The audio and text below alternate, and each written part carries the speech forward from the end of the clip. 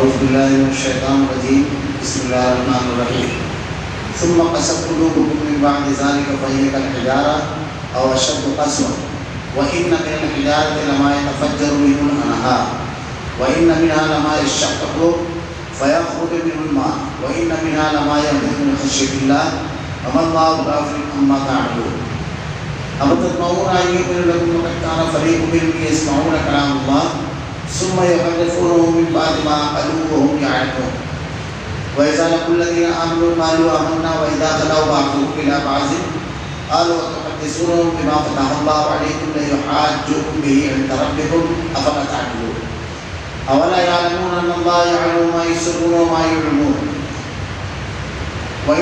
ومنهم أميون لا يعلمون الكتاب إلا أماني وإنهم إلا يظنون فويل للذين يكتبون الكتاب بأيديهم ثم يقولون هذا من عند الله ليشتروا به ثمنا قليلا فويل لهم مما كتبت أيديهم وويل لهم مما يكسبون وقالوا لن تمسنا النار إلا أياما معدودة قل اتخذتم عند الله عهدا فلن يخلف الله عهده وأن تقولون على الله ما لا تعلمون بلى من كسب سيئة وأحاطت به خطيئته فأولئك أصحاب النار هم فيها خالدون والذين آمنوا وعملوا الصالحات أولئك أصحاب الجنة هم فيها خالدون. پھر اس کے بعد تمہارے دل پتھر جیسے بلکہ اس سے بھی زیادہ سخت ہو گئے اور بعض پتھروں سے تو نہریں بہہ نکلتی ہے اور بعض پھٹ جاتی ہیں اور ان سے پانی نکل آتا ہے اور بعض اللہ تعالیٰ کے ڈر سے گر پڑتی ہے اور تم اللہ تعالیٰ کو اپنے اعمال سے غافل نہ جاؤ. مسلمانوں کیا تمہاری خواہش ہے کہ یہ لوگ ایماندار بن جائیں؟ حالانکہ ان میں ایسے لوگ بھی ہیں جو کلام اللہ کو سن کر عقل اور علم والے ہوتے ہوئے پھر بھی بدل ڈالا کرتے ہیں. جب ایمان والے سے ملتے ہیں تو اپنی ایمانداری ظاہر کرتے ہیں اور جب آپس میں ملتے ہیں تو کہتے ہیں کہ مسلمانوں کو کیوں وہ باتیں پہنچاتے ہیں جو اللہ تعالیٰ نے تمہیں سکھائی. کیا جانتے نہیں کہ یہ تو اللہ تعالیٰ کے پاس تم پر ان کی حجت ہو جائے. اور کیا یہ نہیں جانتے کہ اللہ تعالیٰ ان کی پوشیدگی اور ظاہر داری سب کو جانتا ہے. ان میں سے بعض ان پڑھ ایسے بھی ہیں جو کتاب کو صرف ظاہری الفاظ ہی کو جانتے ہیں اور صرف گمان اور اٹکل ہی پر. اور ان لوگوں کے لیے ویل ہے جو اپنے ہاتھوں کی لکھی ہوئی کتاب کو اللہ تعالیٰ کی طرف کی کہتے ہیں اور اس طرح دنیا کماتے ہیں. ان کے ہاتھوں کی لکھائی کو اور ان کی کمائی کو ہلاکت اور افسوس ہے. یہ لوگ کہتے ہیں کہ ہم تو صرف چند روز جہنم میں رہیں گے. ان سے کہو کیا تمہارے پاس اللہ تعالیٰ کا کوئی بہانہ ہے؟ اگر ہے تو یقیناً اللہ تعالیٰ کے وعدے کے خلاف نہیں کرے گا، ہرگز نہیں. بلکہ تم تو اللہ کے ذمے وہ بات لگاتے ہو جنہیں تم نہیں جانتے. یقیناً جس نے بھی برے کام کیے اس کی نافرمانیوں میں سے گھیر وہ ہمیشہ کے لیے جہنمی ہے. اور جو لوگ ایمان لائیں اور نیک کام کریں وہ جنتی ہیں جو جنت میں ہمیشہ رہیں گے. ثم قست قلوبكم من بعد ذلك فهي كالحجارة أو أشد قسوة وإن من الحجارة لما يتفجر منه الأنهار. اور پھر اس کے بعد تمہارے دل پتھر جیسے بلکہ اس سے بھی زیادہ سخت ہو گئے اور بعض پتھروں سے تو نہریں بہہ نکلتی ہیں. اللہ رب العالمین نے یہود کے بارے میں جو پیچھے سے مضمون چلا آ رہا ہے اور جو ان لوگوں کا رویہ تھا اور اس رویے کی بنیاد پر اللہ رب العالمین نے فیصلہ سنایا کہ ان لوگوں کے سامنے اللہ کے نبی حضرت موسیٰ علیہ السلام نے اللہ کا دین پیش کیا. معجزات کا ان لوگوں نے اپنی آنکھوں سے مشاہدہ کیا اور اللہ کی مدد قدم قدم پر دیکھی. اللہ رب العالمین ان کی ایک جماعت سے ہم کلام ہوا.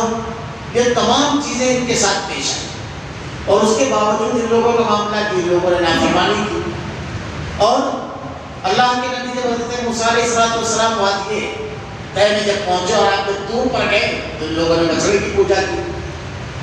یہ جو معاملہ پورا ہوا قتل کا تو اس قتل کے معاملے میں بھی یہ ہوا کہ جب قاتل کے جسم سے گوشت کا لوتھڑا لگایا گیا جب وہ اٹھ کر کے بیٹھا تو اتنی زبردست چیز تھی کہ ان کے سامنے ایک شخص جو مر گیا تھا وہ زندہ ہو گیا.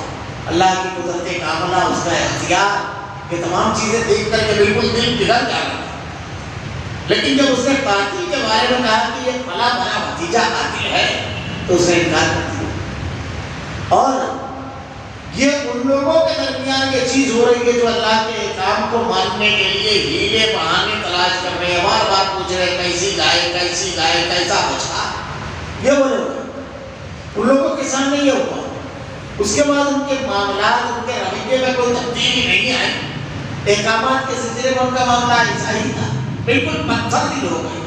اللہ رب العالمین نے پتھروں کی مختلف صفتیں یہاں پر بیان فرمائی ہے کہ بعض پتھر تو ایسے ہوتے ہیں جن سے نہریں بہ نکلتی ہیں، اور وَإِنَّ مِنَ لَمَا يَشَّقُّ فَيَخْرُجُ مِنْهُ الْمَاءُ وَإِنَّ مِنَ لَمَا يَهْبِطُ مِنْ خَشْيَةِ اللَّهِ، اور بعض پھٹ جاتے ہیں ان میں سے پانی نکل آتا ہے، اور بعض اللہ تعالیٰ کے ڈر سے گر پڑتے ہیں۔ تو اللہ تعالیٰ کو اپنے اعمال سے غافل نہ جانا۔ اللہ رب العالمین کے احکامات کی فرما برداری دنیا کے ہر مخلوق کرتی ہے، ہر مخلوق، جو ہمارے سامنے جاندار دکھتے ہیں وہ بھی، جو ہمارے سامنے بے جان دکھتے ہیں وہ بھی، اللہ رب العالمین کے احکامات کی فرما برداری کرتی ہے۔ اللہ رب العالمین نے دوسری جگہ قرآن میں ارشاد فرمایا ہے 13ویں پارے میں کہ جتنی بھی چیز اللہ نے اس دنیا میں بنائی ہے سب کے سائے صبح اور شام اللہ رب العالمین کو سجدہ کرتی ہے۔ اس سے یہ بھی ثابت ہوا کہ ہر چیز کا سایہ ہوتا ہے، کوئی چیز ایسی نہیں ہے جس کا سایہ نہیں ہوتا ہے۔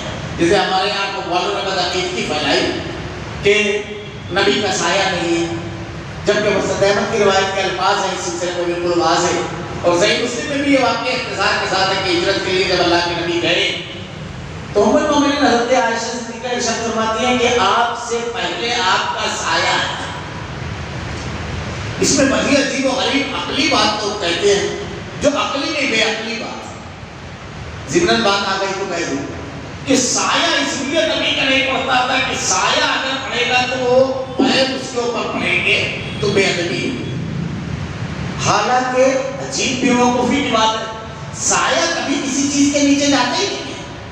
اگر آپ کسی دھوپ میں کھڑے ہو جائیں، آپ ہاتھ رکھیں اور سائے کے اوپر کچھ بھی چیز رکھیں تو سایہ فوراً اس کے اوپر چلا جائے گا، اس کے نیچے سایہ کبھی نہیں جائے گا، تو دبے گا کیسے؟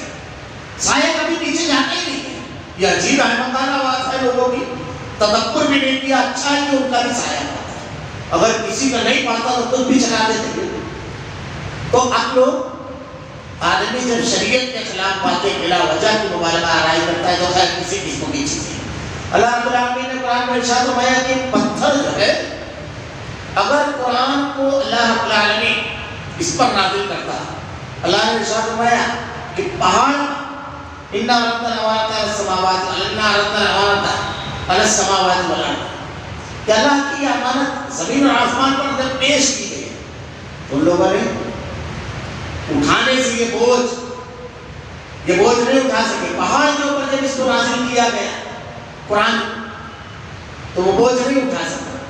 تو یہ جو جتنے جاندار اور بے جان ہیں سب میں یہ چیزیں ہیں۔ اللہ رب العالمین ارشاد فرماتا ہے سورہ نجم کے اندر کہ اللہ کی جناب میں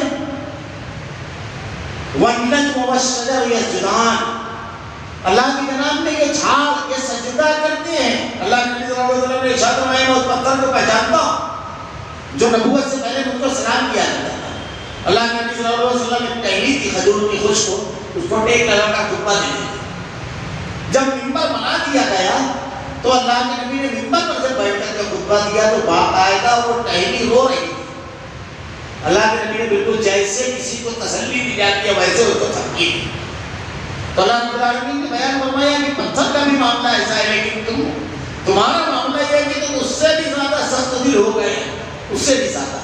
یعنی جب آدمی نافرمانی کساوت قلبی میں آتا ہے، اللہ کی نافرمانی میں آتا ہے تو انسان، جانور تو جانور، اللہ کی وہ مخلوقات جس کو ہم بے جان سمجھتے ہیں ان سے بھی زیادہ نیچے چلا جاتا ہے اللہ رب العالمین کی بندگی میں، اور اپنے آپ کو بہت بڑا باوقار سمجھتا ہے، جن کے بارے میں ہم یہ سمجھتے ہیں کہ اس کو شعور نہیں۔ اللہ نے ارشاد فرمایا تمہارے دل پتھر سے بھی زیادہ سخت ہو گئے ہیں، ان سے بھی نیچے چلا جاتا ہے آدمی، اپنے مقام کو اتنا نیچے کر دیتا ہے۔ حالانکہ اللہ رب العالمین نے وَلَقَدْ كَرَّمْنَا بَنِي آدم کو عزت دی، عقل و شعور دیا، دماغ دیا، تدبر، سوچنے اور سمجھنے کی صلاحیت دی، لیکن اس کے باوجود یہ سب کا استعمال لے کر کے اللہ کی نافرمانی کرتا ہے.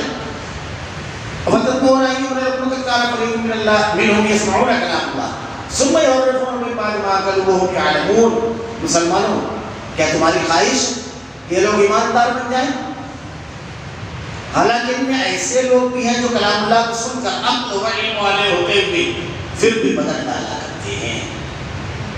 یہود کا جو معاملہ تھا تو یہ اہل کتاب تھے، پڑھے لکھے لوگ تھے، اور اللہ کے نبی صلی اللہ علیہ وسلم کی نبوت سے پہلے یہ لوگوں کے درمیان کیا کہا کرتے تھے کہ ایک نبی مبعوث ہونے والا ہے، اور جب وہ نبی مبعوث ہوں گے تو ہم ان کے ہاتھ پر بیٹھ کر کے تم لوگوں کے خلاف جنگ کریں گے اور ہم تمہارے اوپر غالب ہو جائیں گے. یہود جاننے والے علم والے تھے، نبی کی تمام علامتیں ان کے سامنے تھی اور نبی کی علامتوں کے ساتھ وہ ان کو پہچانتے تھے. اور اسی کی وجہ سے ایسا معاملہ تھا کہ بہت سارے لوگ یہود سے اتنے زیادہ مرعوب تھے کہ اللہ کے نبی نے جب ہجرت کی تو بعض انصار جو تھے تو مدینہ میں ایک چیز مشہور تھی کہ اگر کسی کی اولاد ہی نہیں بچ رہی ہے، مر رہی ہے، تو کسی یہودی کو دے دیا جاتا تھا تاکہ وہ اس کی پرورش کرے. یہ ان کے یہاں تک کہ عقیدت ان لوگوں کی بیٹھی ہوئی تھی کیونکہ ان کے درمیان وہ کلام پڑھتے ہیں تبدیل شدہ. اللہ رب العالمین نے انہیں کے بارے میں ارشاد فرمایا کیونکہ وہ انصار کے درمیان رہتے تھے تو لوگوں کو بڑی شدید خواہش تھی کہ سب ایمان لے آئیں کیونکہ یہ جاننے والے لوگ ہیں. اللہ کے نبی کے بارے میں تمام چیزوں کا علم ہے، ان کو بڑی شدید خواہش تھی.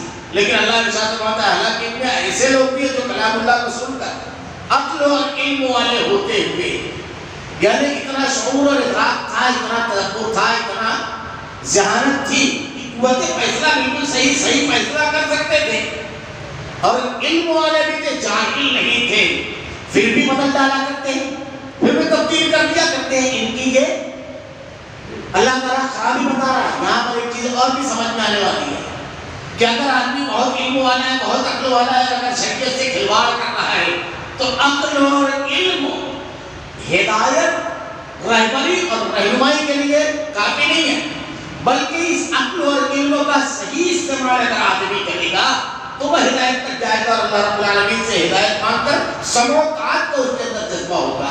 اگر آدمی بہت علم والا ہے، ہمارے یہاں سوال ہوتا ہے اکثر، لوگ پوچھتے ہیں اتنے بڑے بڑے علماء، اتنی بڑی بڑی شخصیات، یہ علم کا معیار نہیں، یہ علم معیار نہیں ہے، ہدایت کا معیار وہی ہے اللہ کی نازل کرتا ہے احکامات. اگر بہت علم والا ہے، ہر بات کو فلسفے میں ڈبا کر کے کہتا ہے، شعور و ادراک کے ایسے نقطے لے کر کے آتا ہے، ایسی باتیں کہ آدمی حیران رہ جائے.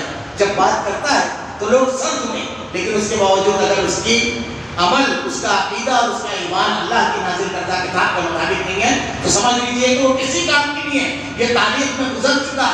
یہودی اللہ کے نبی صلی اللہ علیہ وسلم کے دور میں تھے ایسے، اور آج کے دور میں بھی دیکھیے، آپ دیکھیے کہ بڑے بڑے جو دنیا کے علوم کے ماہرین ہیں، اکثر آپ دیکھیے دہشت کی طرف جاتے ہیں تو یہ معیار نہیں ہے. اصل میں عقل اور علم وہ کارآمد ہے، وہ بہترین ہے جو اللہ کے احکامات کی فرمانبرداری میں ہو اور اللہ کا اس کے رسول کے علم کی ماتحتی میں اور اس کو قبول کرنے والا ہے. وہ حقیقی میں فائدہ مند ورنہ ہو سکتا ہے آدمی کے بعد، لیکن وہ مفید ہو، یہ ضروری ہے. وَإِذَا لَقُوا الَّذِينَ آمَنُوا قَالُوا آمَنَّا وَإِذَا خَلَا بَعْضُهُمْ إِلَىٰ بَعْضٍ قَالُوا أَتُحَدِّثُونَهُم بِمَا فَتَحَ اللَّهُ عَلَيْكُمْ لِيُحَاجُّوكُم بِهِ عِندَ رَبِّكُمْ أَفَلَا تَعْقِلُونَ. جب ایمان والوں سے ملتے تو ایمانداری ظاہر کرتے.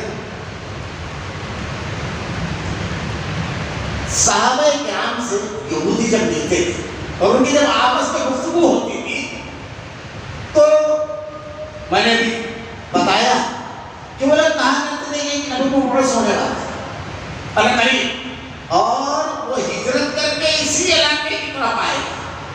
اور اللہ کے نبی صلی اللہ علیہ وسلم کے بارے میں جو علامتیں اور جو باتیں بیان کرتے تھے وہ باتیں ان لوگوں کے درمیان ہوتی تھی، ان کی کتاب سے بیان کیا کرتے تھے وہ. اب اللہ کے نبی جب مبعوث ہوئے جب آئے تو اہل ایمان کے درمیان جب رہتے تھے تو کہتے کہ ہاں بالکل صحیح بات ہے کہ اللہ کے رسول ہے، اور ہم مانتے ہیں، اپنے آپ کو ایمان والا ظاہر کرتے تھے. اور ان کے سامنے جب گفتگو ہوتی تھی تو وہ باتیں بھی کہتے تھے اپنی قائد میں، ارے ہم نے اپنی کتابوں میں پڑھا ہے ان کی علامت، ہم جانتے ہیں. اور جب اپنی مجلس میں یہ دو رخا مت دیکھیے. اپنی مجلسوں میں جب جاتے تو کیا کہتے تھے؟ جب آپس میں ملتے تھے کہتے مسلمانوں کو وہ باتیں کیوں پہنچاتے ہیں جو اللہ نے تمہیں سکھائی. اللہ کے نبی کی جو پیشن گوئیاں، اللہ کے نبی صلی اللہ علیہ وسلم کی جو علامتیں ان کی کتاب میں تھی، وہ کیوں تم مسلمانوں کو بولتے ہو؟ آپس میں ایک دوسرے سے گفتگو کرتے تھے، ان کے درمیان یہ بات تو بولا کرو. کیوں؟ یہ بات بولنے کا نقصان کیا ہوگا؟ وہ لوگ جو آپس میں بات کرتے تھے، قرآن نے نقل کیا، اس کا نقصان یہ ہوگا. کیا جانتے نہیں کہ اللہ کے پاس تم پر یہ باتیں حجت ہو جائے گی؟ یعنی روز محشر میں اللہ کے نام میں جب کھڑے ہوں گے تو یہ لوگ کہیں گے کہ اللہ یہ لوگ تو کہتے تھے، تو تمہارے خلاف حجت ہو جائے گی یہ بات، اور تمہارے غلط ہونے پر بھی حجت ہو جائے گی.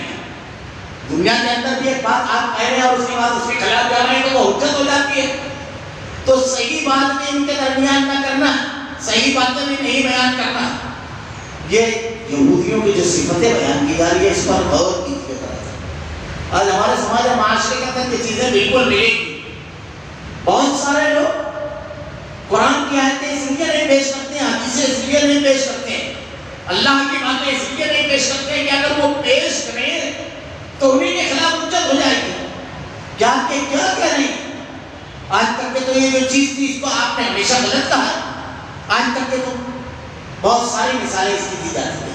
بدعت اور شرک میں تو یہ چیزیں بالکل عام ہیں. جب ایک آدمی توحید کی بات کرتا ہے، اللہ کی عظمت بیان کرتا ہے کہ اس کے علاوہ کسی اور کو نہیں پکارنا چاہیے، کسی اور سے مدد نہیں مانگنا چاہیے، وہ اکیلی ذات ہے، تو سوال پیدا ہوتا ہے کہ پھر آپ نے دوسروں کو پکارنے کے لیے کیوں کہا؟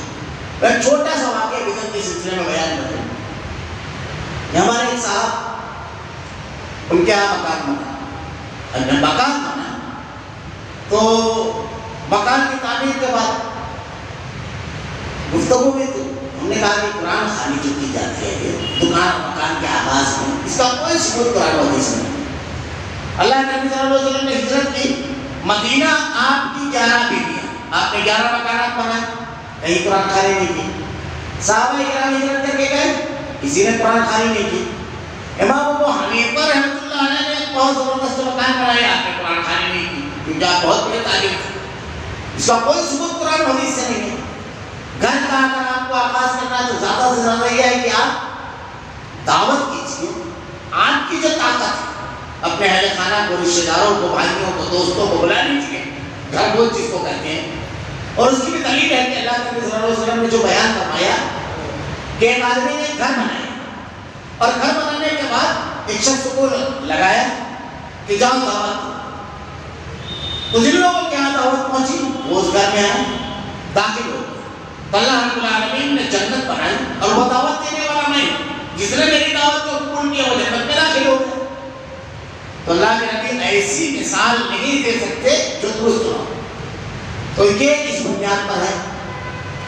بہرحال جب انہوں نے اپنے والد سے یہ بات کہی کہ قرآن خوانی کا کوئی ثبوت نہیں ہے، یہ بدعت ہے، نہیں کرنا چاہیے، تو ان کے والد صاحب ایک بہت بڑے مولانا کے پاس گئے اور ان سے جانے نے کہا کہ حضرت میرا لڑکا ایسا کہتا ہے کہ قرآن خوانی کا کوئی ثبوت قرآن حدیث میں نہیں. اللہ کے نبی نے 11 مکان بنایا، صحابہ کرام نے وقت بنایا، کوئی ثبوت نہیں ہے اس کا، بلکہ اپنے خود گھر میں تلاوت کرنا چاہیے قرآن کی.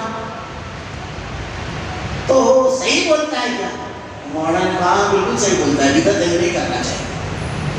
اب یہ صاحب ہفتے سے کھڑ گئے کہ آپ تو میرے کارخانے اور مکان میں سب سے آگے بیٹھتے تھے آ کر کے قرآن خوانی میں، اور آپ نے کبھی کہا ہی مجھ کو بھی نہیں روکا، کسی کو نہیں روکا، آپ خود شریک ہوتے تھے.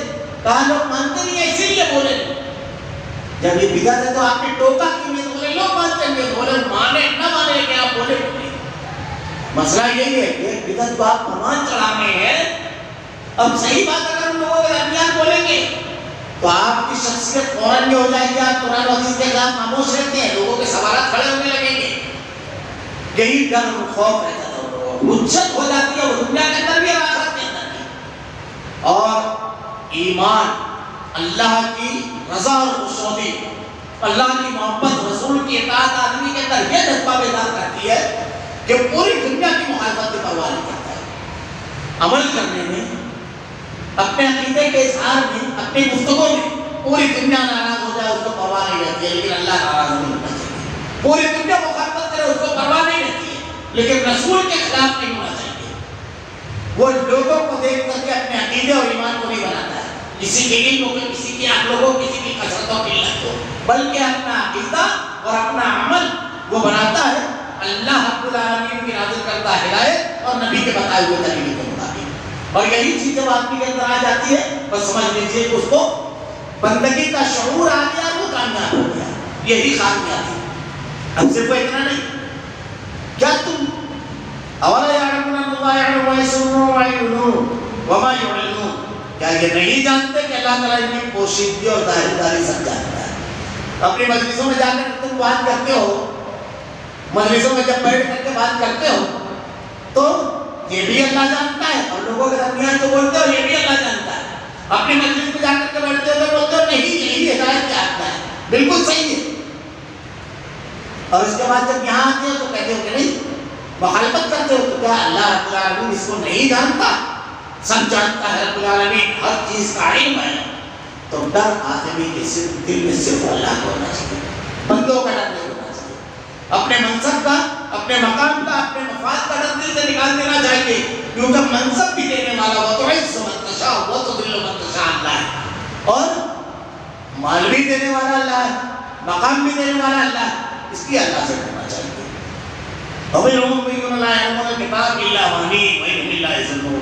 ان میں سے بات بڑا ایسے بھی ہے جو کتاب کے صرف ظاہری الفاظ میں جاتے ہیں اور صرف گمان اور اٹکل ہی پر، اور ان کے طبقات بتا رہے ہیں.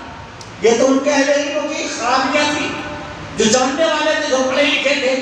ہم لوگوں کے علم کی وجہ سے لوگ بہت مغلوب ہو جاتے ہیں کہ حضرت والا کا علم کتنا ہے. بعض لوگوں کے تو نام ہی 7-8 لائن کے بعد آتے ہیں، لوگ بغیر وضو نہیں لیتے، مگر اس سے کوئی فرق نہیں پڑتا ہے. وہ حضرت قرآن و حدیث کے مطابق کتنے سب سے زیادہ اہمیت. شخصیات سے حق کو نہیں پہچانا جاتا، کسی شخصیت سے حق کو نہیں پہچانا جاتا ہے، شخصیات کو حق سے پہچانا جاتا ہے کہ یہ شخصیت کتاب و سنت کے مطابق ہے. آدمی کتنا بھی چھوٹا ہے بہت عظیم ہے، اور اگر کتاب و سنت کے مطابق نہیں ہے تو اللہ کے نبی نے کہا کہ لو کان موسیٰ حجا، اگر آج موسیٰ بھی زندہ ہوتے تو ان کو میری اتباع نہیں کرنا پڑتی.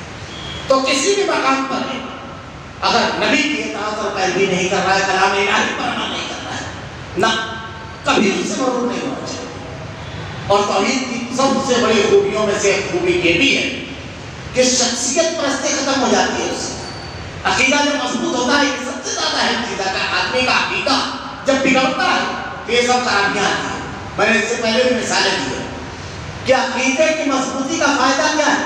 آدمی معروف پروف ہو جاتا ہے، کسی سے معروف نہیں ہوتا ہے، نہ طاقت سے، نہ دولت سے، نہ اقتدار سے، نہ کسی کے زہد و تقویٰ اور علم سے، نہ کرامت اور معجزے سے. معجزات بالکل حق ہوتے ہیں، کرامت بالکل حق ہوتی ہے اگر سچی ہو تو، لیکن شخصیت پرستی نہیں آتی، معروفیت نہیں آتی ہے، بلکہ شعور میں پختگی آتی ہے. مثلا ہمارے یہاں دیکھیے ایک کرامت کسی کے بارے میں مشہور ہے، لوگ بھاگنے لگتے ہیں، کرامت دیکھ کر کے سجدہ کرنے لگتے ہیں. فلاں کی یہ کرامت، فلاں کی نہ جانے کتنی مشہور ہے، جھوٹی سچی الگ جا رہی ہے. اب عبد القادر جیلانی رحمۃ اللہ علیہ کی کرامت کیا کرنا، بیان کرو تو ایک الگ عنوان. آپ کی وفات کے بعد 150 سال بعد پہلے شخصوں نے جو کرامتیں لکھی اور دوسرے نے جو لکھی وہ تو 600 سال، 400 سال، 500 سال بعد. اور ایک بھی روایت مستریہ ہے جی وہ غریب کی ہے. خیر، تو ہمارے یہاں بہت جلدی مروب ہوتے ہیں لوگ، یہ مروبیت نہیں آئے گی کیونکہ عقیدہ بہت مضبوط رہے گا. حضرت موسیٰ علیہ السلام نے جب لاٹھی ڈالی تو اس سے پہلے جادوگروں نے جب رسیاں ڈالی تو حرکت کر رہی تھی. اللہ کے نبی حضرت موسیٰ علیہ السلام نے اللہ کے حکم پر جب لاٹھی ڈالی اور اس نے سب کو نگل لیا تو جادوگروں کے سامنے لاٹھی ڈالی کس نے تھی؟ حضرت موسیٰ علیہ السلام. معجزہ تو ان کا تھا، جسے ہمارے یہاں کرامت دیکھ کر کے خود بھی اللہ بنا دیتے ہیں، خدا بنا دیتے ہیں. لاٹھی ڈالی کی حضرت موسیٰ علیہ السلام نے، لیکن جب توحید دل کو اترتی ہے تو بندوں کے سامنے نہیں جھکتا ہے. شعور بندگی اتنا بیدار ہوتا ہے، رب کی عظمت ایسے آتی ہے. شخصیت پر کیا کہا انہوں نے؟ رب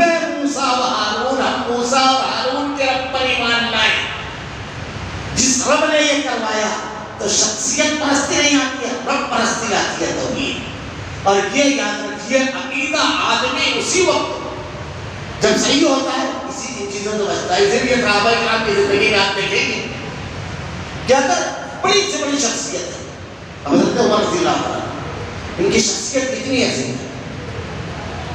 اللہ کے نبی نے اللہ سے مانگا تو حضرت عمر رضی اللہ عنہ کو کہا اللہ ابو جہل ابن ہشام اور عمر ابن خطاب ان دونوں میں سے جو تجھے محبوب ہے اس کو ہدایت دے اور اس کے ذریعے اس دین کو قوت دی۔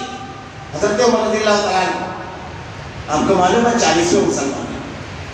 آپ کے اسلام لانے کے بعد پہلی مرتبہ اعلانیہ عبادت مسلمانوں نے کعبۃ اللہ کی پہلی مرتبہ 40ویں مسلمان تھے۔ جب آپ دار ارقم میں گئے اور وہاں اللہ کے نبی سے یہاں پر ایمان قبول کرنے کے بعد آپ نے کہا کیا اللہ ایک نہیں ہے، وہ حق نہیں ہے، اسلام حق نہیں ہے، آپ سچے رسول نہیں ہیں، ہر مرتبہ اللہ کے نبی نے کہا بے شک۔ کہا پھر کیوں چھپ کر عبادت کریں؟ دو سب میں مسلمان نکلے تھے، ایک میں حضرت ابی حمزہ رضی اللہ تعالیٰ عنہ اور دوسرے میں حضرت عمر رضی اللہ تعالیٰ عنہ۔ پہلی مرتبہ صحابہ کرام کہتے ہیں کہ حضرت عمر رضی اللہ تعالیٰ عنہ کے اسلام قبول کرنے کے بعد معاملہ یہ ہے کہ جس نے ہم کو مارا ہم نے اس کو مارا۔ اس سے پہلے صرف ظلم سہتے تھے لیکن جوابی کارروائی شروع کی مسلمانوں نے اور مسلسل قوت تھی۔ اور اللہ کے نبی سے حضرت عمر رضی اللہ تعالیٰ عنہ کہتے ہیں کہ 300 اگر میرے پاس ہوتے 300 ایک کو نہیں رہنے دیتا، ایک کو۔ اور آپ تاریخ پڑھیے اسلام قبول کرنے کے بعد ایک آدمی وہ کہتے ہیں نا خواتین کے پیٹ کے، ان کو اگر کوئی بات پورے معاشرے میں بولنا ہے تو آپ جا کر کسی کو کہیے یہ بات کسی کو مت بتانا، بول کے جا بٹ ذہین لوگ یہی کرتے ہیں۔ مگر شام سے پہلے ان کو 2 گھنٹے کے بعد تو دوسرے لڑکے سے آنے لگتا ہے کہ یار کھانا، اور وہ سب کو یہ بول کر کے بولے گا، بولنا مت کسی کو، وہ پورے گاؤں کو بات پھیلانے۔ تو ایسا ایک آدمی مکہ میں ہر دور میں رہتے ہیں، ہر کوالٹی کے لوگ ہر دور میں رہتے ہیں۔ تو حضرت عمر رضی اللہ تعالیٰ نے اس کا دروازہ کھٹکھٹایا اور اس کو خبر دی، ارے ذرا دیر میں اس نے پورے مکہ میں خبر کر دی۔ کہتے ہیں کہ حضرت عمر رضی اللہ تعالیٰ کو مکہ والوں نے جب گھیرا تو اتنی بڑی تعداد تھی کہ زمین دکھائی نہیں دے رہی تھی۔ بھائی ایسا لگتا تھا اگر چادر بچھا دی جائے سروں پر تو پوری ایک ہو جائے، اور تن تنہا حضرت عمر رضی اللہ تعالیٰ نے سب سے لڑے، تن تنہا گائیے تاریخ اور سیرت کی کتابیں، اکیلے تن تنہا سب سے لڑتے تھے، آدھا دن اکیلے لڑتے رہے، آدھا دن۔ اس کے بعد بیٹھ گئے اور کہا تمہیں جو کرنا ہے کرو، لیکن اللہ کی قسم اگر 300 ہوتے ایک نہیں ہوتا۔ حضرت عمر رضی اللہ تعالیٰ آپ کے بارے میں اللہ کے نبی نے کیا کہا؟ عمر جس گلی سے گزرتا ہے شیطان اس گلی میں رکتا نہیں، افراد ہو جاتا ہے، اس گلی میں شیطان نہیں گزرتا۔ اور اللہ کے نبی نے کہا میری امت میں اگر کوئی محدث جس کی زبان وہی کس سے مل جائے، وہی کسی جس کی زبان مل جائے اگر کوئی ہے تو عمر رضی اللہ تعالیٰ۔ اور آپ پڑھیے کہ اللہ کے نبی کو آپ نے مشورہ دیا اور قرآن نازل ہوا، جبرائیل آئے، بلکہ بعض واقعات تو آپ دیکھیں غزوہ بدر کے بعد ایک روز اللہ کے نبی صلی اللہ علیہ وسلم کے بعد حضرت عمر رضی اللہ عنہ آئے تو آپ اور ابو بکر صدیق رضی اللہ عنہ دونوں رو رہے تھے۔ آپ نے پوچھا کیا بات ہے، کیوں رو رہے؟ وجہ بتا، اگر ایسی وجہ رہی تو میں بھی رو، یعنی میری بھی آنکھیں بھر جائیں، اور نہیں تو تسلی دو تم کو۔ تو اللہ کے نبی نے ارشاد فرمایا کہ عذاب اس درخت تجھے پاس ہے، لیکن مشیت اللہ کی تھی، تقدیر میں اللہ نے لکھ دیا تھا، اس لیے نہیں۔ کیا بات تھی؟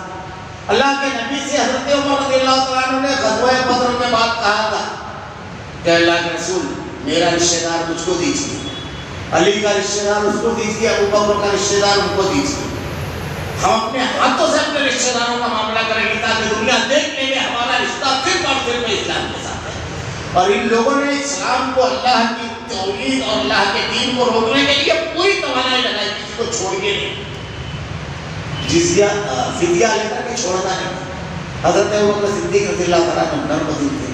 اللہ کے نبی نے کہا حضرت ابوبکر صدیق رضی اللہ تعالیٰ عنہ کے بارے میں کہ ان کی مثال عیسیٰ کی طرح، حضرت عمر رضی اللہ تعالیٰ عنہ کے بارے میں ارشاد فرمایا ان کی مثال موسیٰ علیہ السلام کی طرح۔ تو آپ نے ارشاد فرمایا کہ ہمارے بھائی بہن، ہمارے قبیلے کے لوگ ہیں، ہو سکتا ہے اللہ ان کو ہدایت دے، فدیہ لے کر کے چھوڑ دیں اور نرم دل تھے۔ اللہ کے نبی نے وہی فیصلہ کیا تو اللہ نے قرآن میں آیت نازل فرمائی کہ نبی کے لیے روا نہیں جب تک کہ دھوپ کے کام نہ کرتے یہ لوگ جو دین کو ختم کرنا چاہتے ہیں ان کو موقع ملے تو یہ چھوڑیں گے نہیں. اللہ کے نبی کے دروازے پر بیٹھے آپ تلواریں لے کر کے دین کو چھوڑنا ہے. اگر اللہ نے لکھ نہ دیا ہوتا تقدیر میں کہ بدر میں قیدیوں کو فدیہ لے کر چھوڑا جائے تو پکڑے جاتے. حضرت عمر رضی اللہ عنہ نے پردے کے بارے میں مشورہ دیا. اللہ تعالیٰ نے قرآن کی آیت نازل فرمائی. یہ بھی شخصیت آپ کی. اللہ کے نبی نے خواب بیان کیا ہے کہ میں نے خواب دیکھا, صحیح بخاری کی روایت ہے کہ ڈول تھا پانی کھینچنے کا, میں نے کھینچا. اس کے بعد حضرت ابوبکر صدیق رضی اللہ تعالیٰ عنہ آئے ڈول سے پانی کھینچے, لیکن اللہ ان پر رحم فرمائے, ان کے اندر کچھ کمزوری تھی. پھر حضرت عمر رضی اللہ تعالیٰ عنہ نے آ کر پانی ڈول سے کھینچنا شروع کیا تو سارے جانور سیلاب ہو گئے, سب پی لیے. خوب کھینچا اپنی قوت کے ساتھ. حضرت عمر رضی اللہ تعالیٰ عنہ کا یہ خواب کے بارے میں اللہ کے نبی نے ارشاد فرمایا. اسلام کی جو انہوں نے خدمت کی ہے یہ حضرت عمر رضی اللہ تعالیٰ عنہ. اللہ کے نبی قمیص سے کی سب کی. حضرت عمر رضی اللہ تعالیٰ عنہ کی قمیص اتنی لمبی کہ زمین میں اٹھا گئی. اللہ کے نبی نے کہا اس سے علم و مراد ہے وہ شخصیت. لیکن صحابہ کرام عقیدے میں بڑے مضبوط تھے, ان کے اندر شخصیت پرستی نہیں تھی. کیا آپ نے ایک مرتبہ ارشاد فرمایا لوگوں بہت زیادہ ماہر رکھتے ہو, بہت زیادہ,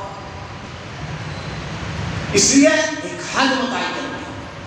خطبے کے بعد ایک عورت نے آپ سے ارشاد فرمایا حضرت خواجہ غالبا کہتی ہے کہ اللہ تعالیٰ تو کہتے ہیں وہاں تم ادعون میں کنتارا, یعنی اللہ نے آپ کو بہت مال دیا ہے تو دو, کوئی حد نہیں لگائی. آپ کون ہوتے ہیں؟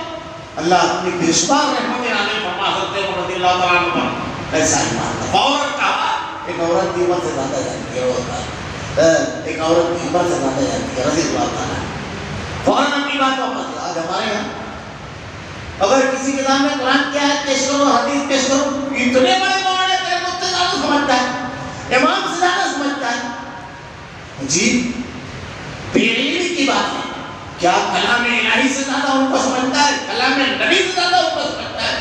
ہم کلام الہی کو نہیں دیکھ رہے ہیں, کلام رسول کو نہیں دیکھ رہے ہیں, شخصیات کو دیکھ رہے ہیں. شخصیت پرستی کی وجہ سے اگر حق پرستی آتی ہے تو اس امت کا محدث نبی نے جس کی مثال موسیٰ کی طرح دی, اس دین کو تقویت دینے والا نبی کی دعا اگر اس کی بھی زبان سے کوئی بات نکلے تو فوراً آدمی اس کو ٹوک دیتا ہے.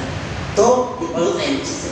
ان لوگوں کے یہاں چہولہ جو تھے یہود کے یہاں, ان لوگوں کا معاملہ اسی تھا جیسے ہمارے یہاں چہولہ ہے, جو کچھ بولتے ہیں بس مان لیتے تھے. دین کے معاملے میں کوئی تحقیق نہیں, کوئی مزاج نہیں, ان پڑھ ظاہر طبقہ دیتا. ہمارے یہاں دیکھیے 2 کلو 1 کلو آدھا کلو آلو لینا ہے 4 دکان گھومتا ہے آدمی. تازہ بھی چاہیے, سستا بھی چاہیے, کم ریٹ میں بھی چاہیے. ایک شرٹ کتنے دن پہنتا ہے؟ کل تو سال 2 سال میں آدمی کپڑے کینسل کر دیتا ہے.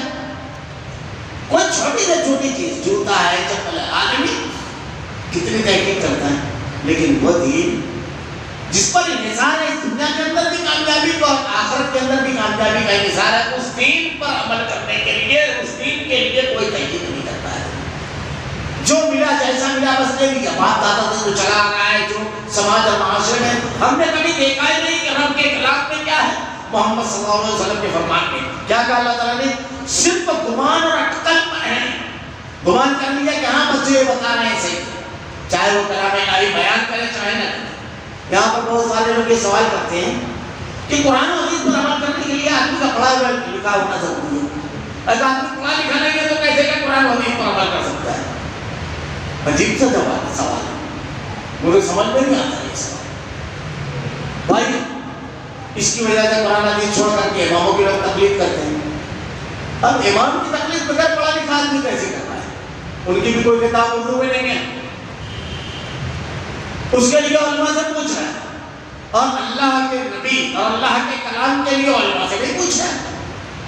یعنی غیر نبی کی بات کے لیے پڑھا لکھا اور جاہل دونوں چلیں گے, لیکن امیوں کے امی رسول جس نے امیوں کی قیادت کی, کوئی پڑھا لکھا نہیں تھا. صحابہ کرام کیا کیسے مدارس کے فارغ تھے کیا؟ اللہ کے نبی نے ان کو دعوت دی اور انہوں نے قبول کیا. اب یہ ایک پہلو, یہ ضروری نہیں, تحقیق کا مزاج ہونا چاہیے, قرآن و حدیث پر عمل کا جذبہ ہونا چاہیے. یہ 2 بنیادی چیزیں. اب اگر قرآن و حدیث کا جذبہ اگر آدمی کے اندر ہوگا تو بغیر پڑھا لکھا آدمی کیسے قرآن و حدیث مانے گا؟ कैसे मानेगा कुरान हदीस? आपने एक आलिम से सवाल किया, ये बताइए मौलाना सूद के बारे में क्या होगा? आलिम ने कहा हराम।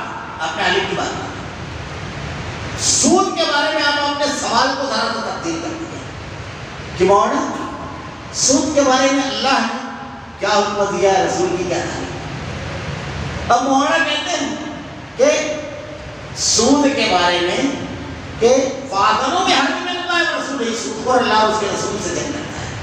अल्लाह के नबी सल्लल्लाहु अलैहि वसल्लम ने इरशाद फरमाया सूद का लेने वाला, देने वाला, उसका लिखने वाला, उसका गवाह सबके सब में अच्छा है। अब आपने मौलवी को नहीं माना, आपने कुरान की आयत और हदीस को माना। उसने आपको कुरान हदीस दे दिया, उसका काम ही है कि आज तक के कुरान हदीस पहुंचाए, इसी के लिए उसने इल्म हासिल किया है। और हर मुसलमान के ऊपर जो फर्ज है बल्लगू अन्नी वाला आया, अगर आपके पास एक बात है तो अपने भाई तक पहुंचाओ। अपनी शख्सियत को नहीं पहुंचाना है, अपनी अकीदत को, अपने इल्म को, अपनी डिग्रियों को, अपने सोच तकवा को नहीं पहुंचाना है, रब के कलाम और नबी के फरमान को पहुंचाना है, शख्सियत को नहीं पहुंचाना है। हमारे लोग शख्सियत को फला है, अब आदमी उससे आगे नहीं जाता। अच्छा ये भी एक बात है कि अइम्मा किराम जो है, लोग कहते हैं कि भाई इनके इल्म और तहकीक से हम इस्तेफादा करते हैं। जैसे बहुत सारी बातें इसमें कही जाती है, जैसे बात लोग ये कहते हैं कि अल्लाह के नबी के दुनिया से जाने के बाद जदीद मसाइल आए, इसकी वजह से इमामों की जरूरत पड़ी। जदीद मसाइल आज के दौर में सोनोग्राफी कर सकते हैं, मरने के बाद आंख डोनेट कर सकते हैं, खून डोनेट कर सकते हैं, ये सब जदीद मसाइल है। इमाम कायनात मोहम्मद रसूलुल्लाह सल्लल्लाहु अलैहि वसल्लम क्या इसका जवाब मौजूद है? नहीं मिलेगा। ये भी कहते हैं कि भाई उनके इल्म से लोग फायदा उठा रहे हैं। आप उनके इल्म से फायदा उठाने के लिए आपने 13 साल का सफर किया, और इमाम रहमतुल्लाह अलैह अल्लाह के नबी के दुनिया से जाने के 70 साल बाद पैदा हुए। इमाम शाफी रहमतुल्लाह अलैह 150 ईस्वी में पैदा हुए, यानी 140 साल बाद। इमाम अहमद बिन हंबल रहमतुल्लाह अलैह 164 ईस्वी में पैदा हुए। इमाम अबू हनीफा रहमतुल्लाह अलैह की वफात 150 ईस्वी में हुई। यानी आप 13 साल का सफर करके इतनी दूर जाते हैं, 2 साल और बढ़ जाएंगे अल्लाह के नबी के इल्म और तहकीक से। अल्लाह के नबी की बातों से इस्तेफादा कीजिए। क्या नबी के लिए हम इतना आगे नहीं जा सकते? 1300 साल हम गैर नबी के लिए जाएं, इतनी लंबा तारीख का सफर करें और आगे ना जाए तो तहकीक जरूरी है। क़यामत के रोज़ कोई शख्स ये बोल करके छुटकारा नहीं पा सकेगा कि अल्लाह मेरे पास इल्म नहीं था, मैं ज़बान नहीं जानता था। अल्लाह ने हिदायत का ऐसा इंतजाम इंतजाम किया, उसके लिए डिग्री की, ये तमाम की नहीं, बल्कि अल्लाह ने अक्ल व शऊर आपको दिया है। आप खुद देख रहे हैं, आपको तहकीक का खुद ब खुद अपने अंदर तहकीक की कोशिश करना चाहिए। अल्लाह का सच्चा वादा है, वल्लज़ीना जहादू फ़ीना लनहदियन्नहुम सुबुलना, जो लोग हमारे नाम में कोशिश करेंगे हमने जरूर रास्ता दिखाएंगे। सलफ ने लिखा है इस आयत के तनाजुम में कि आदमी कोशिश करे, अल्लाह का वादा सच्चा है। अल्लाह से इसीलिए अल्लाह ताला ने कहा हिदायत मांगना चाहिए। तो ये यहूद के बारे में जो बयान हो रहा है, फवैलिल लज़ीना यक्तुमूनल किताब बियदी सुम्मा यक़ूलूना हाज़ा मिन इंदिल्लाह, इन लोगों के लिए वैल है। जहन्नम जो है उसके बहुत सारे नाम हैं, उसमें एक नाम उसका वैल है जहन्नम, और जहन्नम में 7 तबक़ात है। व इन्न जहन्नम लमौइदुहुम अजमईन लहा सबअतु अबवाब लिकुल्लि बाबिन मिनहुम जुज़्उन मक़सूम। अब ये पढ़े लिखे लोगों के लिए, जो नहीं पढ़े लिखे थे उनका तो बयान आ गया। उन लोगों के लिए वैल है जो अपने हाथों से लिखी हुई किताब को अल्लाह की तरफ लेते हैं। यानी कलाम पढ़ रहे हैं तौरात, अब कोई आदमी आकर के पूछ रहा है तो वो तौरात का मसला पूछेगा।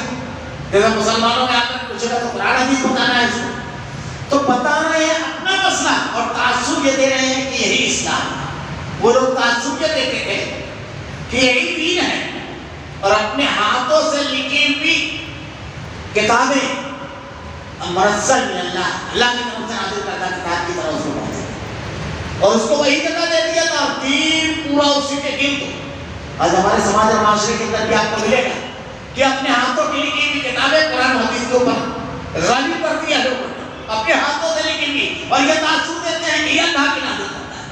वैल है इनके लिए, तबाही है इनके लिए, जिन लोगों ने अपने हाथों से लिखी हुई किताबों के बारे में ये तासुब दिया कि अल्लाह रब्बुल आलमीन नाज़िल करना है, यही दीन है। आपको दीन समझना है तो इन किताबों को पढ़िए। अल्लाह के नबी कहते हैं ترکت فیکم امرین لن تضلوا ما تمسکتم بہما کتاب اللہ و سنتی، میں تمہارے درمیان دو چیزیں چھوڑ کر جا رہا ہوں، ایک اللہ کی کتاب اور دوسری میری سنت، جب تک اس کو مضبوطی سے تھامے رہو گے گمراہ نہیں ہوگے۔ ایک بات یاد رکھنا چاہیے، عقیدہ ہم کلمہ پڑھتے ہیں لا الہ الا اللہ، نہیں ہے کوئی معبود سوائے اللہ کے، اللہ کے سوا کوئی معبود نہیں ہے، اللہ اپنی توحید میں بالکل اکیلا ہے، لا الہ الا اللہ سوائے اللہ کے، اس کے ساتھ کسی کو شریک نہیں کرنا ہے۔ محمد رسول اللہ اور اللہ کے آخری نبی حضرت محمد صلی اللہ علیہ وسلم اللہ کے سچے رسول ہیں، وہ ہمارے لیے اسوہ نمونہ ہیں۔ تو اللہ کے علاوہ کسی اور کی عبادت نہیں اور نبی کے سوا کسی اور کی اطاعت نہیں۔ اللہ اپنے توحید میں اکیلا ہے اور نبی اپنے رسالت میں اکیلا ہے، اپنے اتباع میں، اپنے اسوے میں۔ اللہ تعالیٰ نے صرف نبی کا نام لے کر کہا لقد کان لکم فی رسول اللہ اسوۃ حسنہ، اسوہ نمونہ نبی کی ذات ہے، کسی اور کے بارے میں نہیں کہا، چاہے وہ پانی پہ چلے چاہے ہوا میں ہوئے، کوئی فرق نہیں پڑتا ہے۔ کوئی اور ذات ایسی نہیں ہے جس سے اگر کوئی ایسی بات ہو تو آسمان سے جبرائیل آ جائے اور جس کی زبان سے جو بھی نکلے حق نکلے۔ اللہ کے نبی نے کہا، ایک مرتبہ صحابہ کرام جو آپ کہتے تھے لکھ لیتے تھے، کہا کہ کبھی کبھی اللہ کے رسول مجھ سے لکھ لیتے ہیں، تو اللہ کے نبی نے ارشاد فرمایا کہ اس زبان سے کبھی حق کے علاوہ کچھ نہیں کرتا ہے، کسی بھی حالت میں۔ عام آدمی جو رہتا ہے کبھی غصے میں رہتا ہے تو اس کا معاملہ الگ رہتا ہے، نہیں مانوں گا بولتا ہے نا، ارے غصے میں تو کیا کیا بولتے ہیں ہمارے جو نہیں کر سکتے وہ بھی بولتے ہیں غصے میں، اب بول دیتے ہیں نا چیٹ ڈالوں گا، کاغذ ہے کہ کپڑا ہے، سنے گیا غصے میں تو کچھ قبول کرتا ہے، خوش ہوتا ہے تو بھی مبالغہ کر ڈالتا ہے، کسی سے بہت زیادہ ناراض، کسی سے محبت ہے تو اس کی غلطیاں میں نظر انداز کر دیتا ہے، کسی سے نفرت ہے تو بیچارہ چلتے چلتے اگر دودھ بھی دے تو میری طرف دیکھ کر۔ تو آدمی حالات سے متاثر ہوتا ہے، لیکن نبی کی ذات کو رب العالمین ایسی رکھتا ہے کہ وہ محبت اور نفرت، چاہت، یہ تمام چیزیں نہیں۔ اللہ کے نبی صلی اللہ علیہ وسلم کا واقعہ، زید بن حارثہ کتنی محبت کرتے تھے اللہ کے نبی جانتے ہیں؟ زید بن حارثہ رضی اللہ عنہ سے وہ بولے بیٹے تھے اور اکیلے صحابی ہیں جن کا نام قرآن میں آیا ہے، کیونکہ ان کی بیوی کو جب طلاق دیا انہوں نے تو اللہ کے نبی نے اس سے نکاح کیا اور مکہ میں لیا منہ میلے بیٹوں سگا بیٹا بنتا سگے بیٹے کی طرح، لیکن شریعت میں اس کے لیے احکامات الگ ہے۔ منہ بولا بیٹا اگر ہے اس کے نام کے آگے آپ اپنا نام نہیں لگا سکتے، سورہ احزاب لا کر دیکھ لیجیے 22 اور آپ ترکے میں اس کا حصہ نہیں، اس کی بیوی کو اگر وہ طلاق دیتا ہے تو آدمی اس سے نکاح کر سکتا ہے، اسے بہو سے نہیں کر سکتا ہے، حرمت دائمی ہے لیکن اس سے نکاح کر سکتے ہیں، تو اس کے احکامات الگ ہیں۔ یہ اللہ کے نبی اتنا زیادہ ان سے محبت رکھتے تھے اور اللہ کے رسول سے اتنی محبت رکھتے تھے، اتنی قربت تھی کہ جب ان کے والدین ان کو لینے کے لیے آئے، والد اور چچا حضرت زید بن حارثہ کے والد حارثہ ان کے بھائی کہ یہ غلام بنا لیا گئے، حادثے کی وجہ سے حضرت خدیجہ الکبریٰ نے ان کو خرید کر کے اللہ کے نبی کو دے دیا تھا، تو اللہ کے رسول کو ہم کو دے دیجیے۔ اللہ کے نبی نے کہا جو بھی قیمت آپ مانگتے ہیں، اللہ کے رسول نے کہا اگر وہ ایسے ہی جانا چاہیں تو لے جاؤ، اگر نہیں جانا چاہیں تو ان کو آپ زور زبردستی نہ کرنا، بولے آپ نے انصاف کی بات کہی۔ حضرت زید بن حارثہ رضی اللہ عنہ کو اللہ کے نبی نے بلایا، پوچھا یہ کون ہے؟ کہا یہ میرے والد محترم، یہ چچا۔ کہا یہ تم کو لینے کے لیے آئے۔ والد نے کہا بیٹا چل آزاد، اپنے والدین کی اپنی ماں اپنے گھر آزاد ہو جائے گا، غلام نہیں، اپنے انکار کر دیا۔ ایسی شفقت ملی تھی کہ اس پر آزادی کو قربان کر دیا، اور یہ تاریخ کا عظیم ترین واقعہ ہے۔ اور میں آپ سے کہا کرتا ہوں انسانی زندگی کا سب سے قیمتی سرمایہ ہے آزادی، سب سے قیمتی سرمایہ ہے آزادی، اور اسلام نے صرف اسلام نے اس کی قدر کی ہے، اس لیے ہمارے یہاں لائف کی سزا کا کوئی تصور نہیں ہے۔ خیر وہ بات قانون کی بحث میں بھی انشاءاللہ تفصیل سے کروں گا۔ اس کو بھی قربان کیا حضرت زید بن حارثہ۔ اب انہی کا واقعہ سنتے ہیں کہ فاطمہ بنت قیس، قبیلہ قیس کی ایک عورت تھی، اس سے چوری ہو گئی، بڑی نامور خاندانی اور دولت، چوری جب پکڑی گئی تھی اسلامی سزائیہ وسائل ختم ہوا کہ اور جزا میں ماں کا خبر نکالے من اللہ، چور چورنی کا ہاتھ کاٹ دو۔ منکرین حدیث سے پوچھتے ہیں لوگ کہ بھائی ہاتھ کاٹے کہاں سے؟ ہاتھ کالا دودھ پورے پہ آتا ہے، تو یہاں سے کاٹیں، یہاں سے یہ حدیث میں کہاں سے کاٹیں، یہ بھی نہیں بتا پاتے۔ قرآن میں کہتا ہے اللہ تعالیٰ وَإِذَا نُودِيَ لِلصَّلَاةِ مِنْ يَوْمِ الْجُمْعَةِ، ندا دی جائے جب جمعہ کا روز تو تمام لوگ مسجد میں جمع ہو جائیں۔ ندا کیسے دی جائے؟ ایک ایک کا نام لے کھڑے ہو کر کے مسجد میں کیسے دی جائے ندا؟ یہ بولا جائے چلو آ جاؤ، کیا ہے؟ اچھا جو بھی آپ بولیں گے تو دوسرا بولے گا نہیں کہہ دیجیے، تو کون سی ندا دی جائے گی؟ اذان تو حدیث میں جنہاں ایک بات آئی تو میں نے بتا دی۔ تو خیر جب ان کے اوپر یہ طے ہو گیا تو اللہ کے نبی کے پاس لوگوں نے ان سے کہا کہ جا کر کے بہت خاندانی اور بدبو ہیں، تو اللہ کے نبی سے سفارش کرے۔ اللہ کے نبی سے جب کہا تو اللہ کے رسول نے ارشاد فرمایا تم سے پہلے کے لوگ اسی لیے تباہ برباد ہوئے، اسی لیے ان پر عذاب آیا، اسی لیے وہ ہلاک کیے گئے کہ ان کے بڑے سے جرائم اور گناہ کرتے تھے تو معمولی سزائیں دیتے، ہم جو چھوٹے کرتے تو ان پر احکامات کو نافذ کرتے تھے۔ اللہ کی قسم اگر فاطمہ بنت محمد صلی اللہ علیہ وسلم نے بھی چوری کی ہوتی تو میں اس کے ہاتھ کاٹ دیتا۔ اب پر محبت کبھی غالب نہیں آئی، رشتے غالب نہیں آئے اسلامی احکامات کے سلسلے میں، اسی لیے آپ کی اتباع نہیں کرنا ہے۔ تو یہ لوگ کیا کرتے ہیں؟ اپنے ہاتھ سے لکھی ہوئی کتاب کو کہتے ہیں کہ اللہ کی طرف سے لکھی ہے، اس طرح دنیا کماتے ہیں۔ اب اس کا فائدہ کیا ملتا ہے؟ بہت فائدہ ملتا ہے، دنیا کماتے ہیں۔ اب ان کے ہاتھوں کی لکھائی اور ان کی کمائی کو ہلاکت ہو ویل اور افسوس ہے۔ یہ کلمات کو بدل دیں گے، کلام کو رب کا کلام بتاتے ہیں، دین بتاتے ہیں اور لوگوں میں اس کو مشہور کر دیتے ہیں۔ میں ایک چھوٹا سا واقعہ بیان کرتا ہوں، اکثر یہاں بیان کر دوں، بات کہاں سے بنتی ہے۔ دین کیسے بناتے ہیں؟ بے شمار بدعات اور شرک، علامہ ابن تیمیہ رحمۃ اللہ علیہ کہتے ہیں یہ وہی ہے کہ دین کے نام پر لوگوں کو چاہیے۔ آپ دیکھیے لوگ شرک کو نہیں چھوڑتے ہیں، بدعت نہیں چھوڑتے ہیں، دین چھوڑ دیتے ہیں۔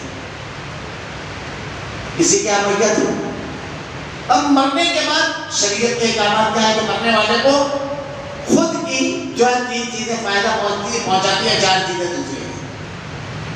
یہ اللہ کا دین ہے، لیکن اب ہمارے یہاں کیا بتایا جا رہا ہے؟ قرآن خالی کر لو، تیجا کر لو، 10واں کر لو، 20واں کر لو۔ ہم نے تو سنا ہے کہ یوپی وغیرہ میں تو ایسا ہے کہ میت اگر ہوتی ہے تو چادر لے کر کے گلیوں میں گھومتے ہیں، بھائی کس کے پاس جتنا قرآن ہے اس میں ڈال، تو کسی کا 3 پارا کسی کا 5 پارا پڑا رہتا ہے تو اس میں چادر میں ڈالتا رہتا ہے، اس کو کاؤنٹ کرتے رہتے ہیں اور جتنا ہو جاتا ہے پھر وہ اس کو نہ اللہ کے نبی نے کہیں بتایا، نہ صحابہ نے کہیں کیا، نہ ائمہ نے کیا۔ بچے جب چھوٹے مرتے ہیں اللہ کے نبی نے کہا کہ 3 لوگ مرفوع کریں، بچہ جب تک بالغ نہ ہو جائے، سویا ہوا جب تک جاگ نہ جائے، اور مجنون پاگل جب تک ہوش میں نہ آئے، ان کو نہ عذاب ہے نہ ثواب، ان کے اوپر سے قلم اٹھا دیا گیا ہے۔ ہمارے یہاں 2 روز 4 روز 5 روز کا بچہ مرتا ہے، 4 مہینے کا 6 مہینے کا 1 سال کا، تدفین کے بعد لوگ کہتے ہیں بھائی تھوڑا تھوڑا مر دو، کیوں پڑھ رہے ہیں؟ اللہ کے کلام میں، اللہ کے نبی کے فرمان میں یہ تمام چیزیں ہیں، غور کرنے کی چیزیں۔ اللہ کے نبی نے کیا بیان فرمایا؟ اللہ کے نبی نے اپنے بیٹوں کی جب 3 بیٹوں کی وفات ہوئی، ان لوگوں کی تدفین کی تو کیا یہ کیا؟ تو ایسی چیزیں 3 بنا لینا یہی ہے، اور یہ تاثر دینا کہ اللہ رب العالمین کیا نازل کرتا ہوں۔ اور میں صرف ایک مثال کہتا ہوں اکثر کہ ہماری والدہ کی جب وفات ہوئی تو اس کے 8 دن کے فرق سے ہم لوگوں کا احمد آباد میں کاروبار تھا، تو میرا آنا جانا رہتا تھا، تو وہاں پر جو ہمارے متعلق تھے ان کی والدہ کی وفات ہوئی۔ اب اس کے کافی لمبی مدت کے بعد جب میں گیا تو مجھ سے کہنے لگے وفات ہو گئی ان کی کہ حافظ صاحب میرا معاملہ یہ رکھ، میں نے اپنے بچوں کی شادی اس طرح کی ہے 25-30 ہزار روپے جمع کرتا تھا اور اس میں سامان وغیرہ خرید کر پاکستان چلا جاتا تھا، ان کی بہت بڑی خاندان تھی وہاں پر، تو وہاں 2 مہینے 3 مہینے رہ کر اس کو جب فروخت کرتا تھا تو تقریباً 50,000 کا مل جاتا تھا۔ اب وہاں سے 50,000 کا سامان لے کر ہندوستان آ جاؤ تو یہاں 1 لاکھ کا ہو جاتا تو شادی ہو جاتی۔ آخری شادی سوچا ایسے ہی کروں، لیکن ہماری والدہ کی وفات ہوئی، میرے پاس 27,000 روپیہ اور 25,000 خرچ ہو گیا۔ تمہارا 17 روپیہ میں نے کہا ہماری والدہ کی بھی وفات ہوئی ہے لیکن 1,000 روپیہ صرف ہو اسی کے آس پاس لگا تھا تجہیز و تکفین کے لیے اور پکارے کے لیے، برکہ وغیرہ وہ سب ملا کر کے میں نے کہا اتنا کیسے لگا؟ مجھے اصل میں 3 روز کا بکرا کاٹنا پڑتا ہے۔ میں نے کہا کیوں؟ کہا بولے وہ مردے کی منڈی پھٹتی ہے تو بکرا کاٹنا پڑتا ہے۔ میں نے کہا اللہ کے نیک بندے جب مردے کی منڈی ٹوٹ رہی تو آپ بکرے کی منڈی کیوں توڑ رہے ہیں؟ اور آپ کے پاس جب پیسہ نہیں ہے تو آپ کیوں کرتے ہیں؟ نہیں بولے وہ کرنا پڑتا ہے. میں نے کہا پھر 10واں پھر 20واں پھر 40واں تو ٹوٹل خرچ اتنا ہے. تو میں نے کہا آپ کے پاس جب سرمایہ نہیں تو آپ کو نہیں کرنا چاہیے. نہیں وہ ہر کسی کو کرنا پڑتا ہے. بولے دیکھیے شریعت میں یہ نہیں ہے. میں نے سمجھایا لیکن وہ بولنے لگے نہیں بولے ضروری ہے وہ کرنا پڑتا ہے. میں نے کہا اللہ کے دین ہم لوگ بات کرتے ہوئے مسجد کے پاس پہنچے. میں نے کہا باوضو ہے. وضو کروایا ان سے اور کہا کہ گجراتی ترجمے والا قرآن لے کر آئے. میں نے کہا 10واں پارہ پڑھو. اب ان سے میں نے سوال کیا اللہ کے کلام میں بڑی تاثیر ہے. میں نے ان سے مجھے ایک بات یہ بتائیے کہ آپ قربانی کرتے ہیں؟ تو کہنے لگے نہیں. تو میں نے کہا کیوں نہیں کرتے ہو قربانی؟ کہا ہمارا استطاعت نہیں ہے. میں نے کہا زکات دیتے ہیں؟ بولے نہیں. میں نے کہا کیوں؟ بولے استطاعت نہیں ہے. میں نے کہا حج کیا؟ تو بولے کیوں؟ نہیں. میں نے کہا کیوں؟ تو بولے استطاعت نہیں ہے. آپ غور کیجیے حج کے بارے میں اللہ تعالیٰ نے شرط لگائی من استطاع الیہ سبیلا. اگر آپ کے پاس استطاعت ہے راستے کے اخراجات برداشت کرنے کی تو آپ حج کیجیے. اب اس میں مسئلہ اور بھی ہے. اگر آپ کے پاس اتنا مال ہے کسی عورت کے پاس یہ پورا خرچ برداشت کرے لیکن کوئی ایسا رشتہ دار نہیں ہے محرم تو اس کو باہر کر دو نہیں. تو میں نے کہا دیکھو اسلام میں مالی عبادت جتنی بھی ہے آپ نے ہر مرتبہ کیا جواب دیا؟ بولے استطاعت نہیں ہے. مطلب یہ اللہ کا دین ہے کہ مال کی عبادت جب آئے گی تو استطاعت کی شرط کے ساتھ آئے گی. لیکن مولوی کے دین میں پیسہ ہو نہیں ہو کرنا ہے سب کرتے نتیجہ 10واں 20واں. تو میں نے لگا بات تمہارا جس کا خرچ ہوتا ہے وہ فوراً بولنے لگتا ہے. میں نے کہا قرآن بولو سورہ توبہ کیا کہا اللہ نے؟ 1400 سال پہلے اللہ نے اس کو نازل کر دیا. یا ایھا الذین آمنوا ایمان والو ان کثیرا من الاحبار والرہبان. ایک بڑی تعداد صوفیہ اور احبار اور رہبان اور علماء کی ان کثیر من الاحبار والرہبان لا یاکلون اموال الناس بالباطل. وہ تمہارا مال باطل طریقے سے کھاتے ہیں لیصدون عن سبیل اللہ اور تم کو اللہ کے راستے سے ہٹا دیتے ہیں. بس کیا ہے جملہ دل کو کہوں گا ہر بدعت دیکھیے پہلے آپ کی جیب پہ ڈاکہ پڑے گا پھر آپ کے دین پر. روڈ پہلے بنتا ہے تازیہ پہلے بنتا ہے شرک بعد میں ہونا شروع ہوتا ہے. شب برات میں حلوہ پہلے بنے گا پھر رات میں بدعت ہوگی. محرم پہ کھچڑا پہلے بنے گا پھر اس کے بعد بدعت ہوگی. دیگے چڑھ جائے گی جہنمی کی پھر پہلے آپ کے ان کثیر من الاحبار والرہبان لا یاکلون اموال الناس تمہارے مال پر باطل طریقے سے حملہ کریں گے لیصدون عن سبیل اللہ تم کو اللہ کے راستے سے ہٹا دیں گے. تو مال پہلے نکالے گا تمہارا. اور اگر اس کو پیٹ سے ہٹا دو کھانا ہٹا دو تو ساری بدعتیں آدھی تو ایسے ہی مر جائیں. کیونکہ ہر بدعت 3 آئے 10واں آئے 20واں آئے پہلے ٹیک چڑھتی ہے. وہ کھانا ہٹا تو دیکھیے کیا ہوتا ہے. تو آپ کے مال پر باطل طریقے سے حملہ کریں گے. اللہ نے 1400 سال پہلے قرآن میں ارشاد فرمایا ہے اور یہی ہوتا تھا. یہ بڑی اہم چیز ہے کہ ہم جو عمل کر رہے ہیں لوگوں کی لکھی ہوئی کتاب کا ہے. یہ اللہ نے واقعات جو بیان فرمایا پچھلی قوموں کے گمراہ قوموں کے یہ غلطی سے بچیں. جاہلوں کا طریقہ اور علماء کا دونوں کی گمراہی اور بگڑا ہوا پن کے اس پر اللہ نے بیان فرمایا. آگے صرف اشارہ کرنے کا وقت بہت زیادہ ہو چکا ہے. ان لوگوں کا دعوت ہم ہی جنت میں جائیں گے. آ جائے نا کسی مسلمان کو پکڑ کے وہ اپنے آپ کو بولے گا کیا سب تو جنت کے دعوت آ رہے ہیں. اور ان پہ جماعتیں اور فرقے کچھ تو اتنی آگے چلے گئے فلاں سلسلے میں چلے جاؤ جنت پکی ہے. ہمارے مالیگاؤں کے ایک حقیقی واقعہ ہے. استغفر اللہ ثم استغفر اللہ. جنت جہنم کیا اللہ کا اختیار کیا. یہی یہودی لوگ بھی بھولے تھے. ایک بڑے سرمایہ دار ایک مولانا سے کہتے ہیں مولانا میں جنت پہ جاؤں گا کہ نہیں جاؤں گا. تو مولانا بھی ذرا سا ترنگ میں پھر کہتے ہیں تمہارے لیے تو میں اللہ سے استغفر اللہ ثم استغفر اللہ. کیا جانتے اللہ کا سب سے برگزیدہ بندہ سب سے محبوب بندہ محمد رسول اللہ صلی اللہ علیہ وسلم کہتے ہیں یا فاطمہ انقذی نفسک سلیمی ما شئت من مالی فإنی لا أريد من الله شيئا. اے میری بیٹی فاطمہ جو میرے مال میں سے مانگنا ہے مانگ لو مروز محشر تیرے کچھ کام نہیں ہے. یہ دعویٰ ان کا بھی یہی دعویٰ تھا. ہم سب جنت میں جانے والے ہیں. اس کی تفصیلات انشاءاللہ آئندہ ہفتہ بیان کروں گا کون جنتی اللہ نے یہ بھی بتا دیا اور کون جہنمی ہے۔ آئندہ بتایا ہے اس کے سامنے جا کر کھڑے ہونا ہے، بس اتنا ہے۔ اللہ رب العالمین سے دعا ہے رب العالمین جو خامیاں پچھلے لوگوں میں تھی جس کی بنیاد پر وہ گمراہ ہوئے، جن پر تیرا غضب نازل ہوا رب العالمین، اس سے ہماری حفاظت فرما رب العالمین۔ جہالت کی بنیاد پر بھی اور علم کی بنیاد پر بھی رب العالمین ہمارے جاہلوں اور ہمارے علماء کی اس کی حفاظت فرما رب العالمین۔ الہ العالمین تیری رضا اور خوشنودی والا عمل کرنے کی توفیق دے رب العالمین۔ الہ العالمین تیرے کلام کی آیتیں، تیرے نبی کی حدیث کو ہمارا کردار و عمل بنا دے رب العالمین۔ اللہ رب العالمین برائی اور جہنم میں لے جانے والے اعمال سے ہماری حفاظت فرما، جنت میں لے جانے والے اعمال کرنے کی توفیق دے رب العالمین۔ الہ العالمین ہمارا خاتمہ ایمان پر فرما۔ ربنا لا تزغ قلوبنا بعد إذ هديتنا وهب لنا من لدنك رحمة إنك أنت الوهاب۔ سبحانك اللهم وبحمدك أشهد أن لا إله إلا أنت أستغفرك